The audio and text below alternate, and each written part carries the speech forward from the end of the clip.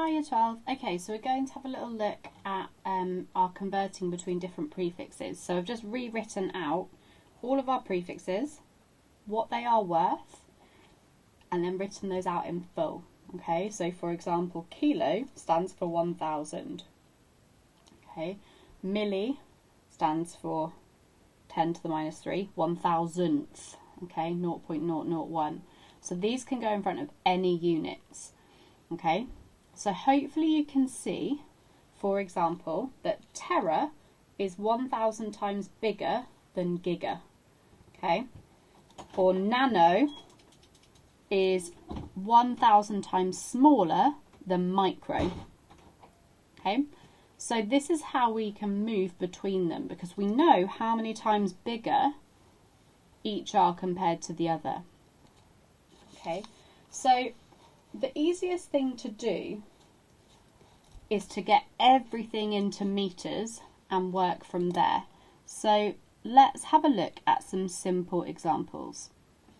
Okay, here's a really basic start. We know that 1 meter is equivalent to 100 centimeters, which is equivalent to 1,000 millimeters. What if we want to find 1 meter squared, so an area of 1 meter by 1 meter, but express it in terms of centimeters squared? Okay, what do we have to do there? Okay, well, we know that 1 meter squared is equal to 1 meter multiplied by 1 meter. That's what we're doing to get an area. So what we have to do is find what 1 meter was in centimeters and write that down. So we get 100 centimeters for the 1 meter multiplied by the 100 centimeters. Okay, because if we're trying to find the area in centimeters squared, this is what we're doing. 100 centimeters for 1 meter this way and 100 centimeters for 1 meter this way. Okay, and when we expand that out, we get 10,000 centimeters squared. Okay, so 1 meter squared contains 10,000 centimeters squared. Now, we want to put this in standard form, so we've got 1, sorry about the shadows, it's because it's so dark over here, times 10 to the 1, 2, 3, 4. Okay.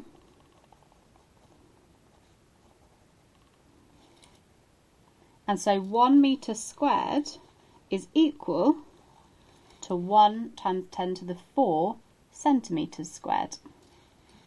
Okay, so what if we have a volume rather than an area? We have a cube that is 1 by 1 by 1, so we've got 1 meter cubed. And we want to convert this into millimeters cubed. How do we do that? Okay, well, we know that 1 meter is 1,000 millimeters. And 1 meter cubed is the same as doing 1 meter multiplied by 1 meter multiplied by 1 meter. So 1 meter cubed must be equal, if I use this conversion, to 1,000 multiplied by 1,000 multiplied by 1,000 millimeters cubed. Okay, because I'm just subbing it in so that I convert it into millimeters. Okay, so this again isn't in standard form, and I've got 9 zeros, so I've got 1 times 10 to the 9 millimeters cubed. Okay, so 1 meters cubed is equal to 1 times 10 to the 9 millimeters cubed.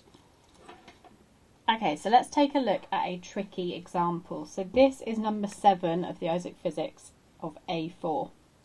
So you are asked to convert 9,600 micrometers squared into centimeters squared. So we're going to use the same idea that we've just worked out. So we just worked out that 1 meter squared is equal to 1 times 10 to the 4 centimeters squared, because we know how to sub in the centimeters for each meter here. Okay, so we're going to take a similar approach. So we know that 1 micrometer is equal to 1 millionth of a meter, 1 times 10 to the minus 6. Okay, so these two things are equivalent. So if I square this side I must also be squaring this side. Okay, so I've squared here and I'm squaring here as well. So all of this gets squared, which means the -6 gets multiplied by 2, gives me -12. Okay, so 1 micrometre squared is equal to 1 times 10 to the -12 metres squared. Now we have 9,600 micrometres squared, and if each one of those is equal to this, that must mean we have 9,600 lots of 1 times 10 to the -12 metres squared. Okay, so that just means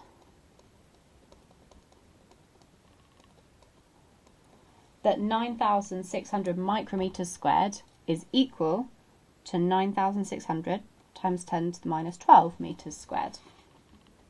Okay, so we've worked out that 9,600 micrometres squared is equal to 9,600 times 10 to the -12 metres squared. I'm going to put that into standard form. So if I have to divide 9,600 by 1,000, I have to multiply 10 to the -12 by 1,000. So this gets 1,000 times bigger. Okay, so 10 to the 3 times bigger. So I go from 12 to 9. So this is expressed in standard form. Okay, I have 9.6 times 10 to the -9 lots of 1 metre squared. Okay, and we previously worked out that 1 metre squared is the same as 1 times 10 to the 4 centimetres squared. So if I have 9.6 times 10 to -9 lots of that, that's the same as saying 9.6 times 10 to the -9 lots of 1 times 10, sorry, that should be a 10 to the 4. Okay, and then that will be in centimetres squared because I'm finding this many lots of 1 metre squared, which is the same as 1 times 10 to the 4 centimetres squared. Okay, so I've got 9.6 times 10 to the, and this time I've got a -9 plus 4, gives me a -5 centimetres squared, and that's my final answer. Now I'm actually going to show you another way of working it out so that you can see the equivalency. Okay, let's look at this another way. 1 micrometre is 1 millionth of a metre, 1 times 10 to the -6. Okay, written it here in full. And 1 centimetre is 100th of a metre, which I've written here. Now hopefully you can see I've got 4 extra zeros after the decimal point, which means that this is 10,000 times smaller. So 1 micrometre is 10,000 times smaller than 1 centimetre. Okay, but remember that 10,000 can be written as 1 times 10 to the 4. Okay, so 1 micrometre is 1 times 10 to the 4 times smaller than 1 centimetre. Okay, now I've got this equivalency. Okay, I know that if I get another colour pen so you don't get confused, 1 micrometre is equal to 1 times 10 to the -4 centimetres, to show that it's 10,000 times smaller. That's why we have the minus sign here, okay, because we divide by 10,000. To find 1 micrometre squared in centimetres squared, I have to do this value squared. So I'm doing 1 times 10 to the -4 squared. Okay, so all I've done to get from this line to this line is I've squared everything. 1 micrometre becomes 1 micrometre squared. 1 times 10 to the -4 centimetres becomes 1 times 10 to the -4 squared centimetres squared. Okay, and when we've got brackets here, we multiply. So this gives me 1 times 10 to the -8 centimetres squared. Okay, so that's another way of working it out without having to go via 1 metre. Okay, so we can just do the conversion straight between them. Okay, now the question actually asked to convert a different value. It asked us to convert 9,600 micrometers squared into centimeters squared. Okay, so we have 9,600 lots of 1 millimeter squared. So if we have 9,600 lots of this, we must also have 9,600 lots of this. So therefore, we can say 9,600 micrometers squared must be equal to 9,600 lots of 1 times 10 to the minus 8 centimeters squared, which just gives us 9,600 times 10 to the minus 8 centimeters squared. But again, this isn't in standard form, okay? So we're going to put it in standard form. We're going to do 9.6. So think about it. We've had to divide by 1,000, okay? And 1,000 is 10 to the 3.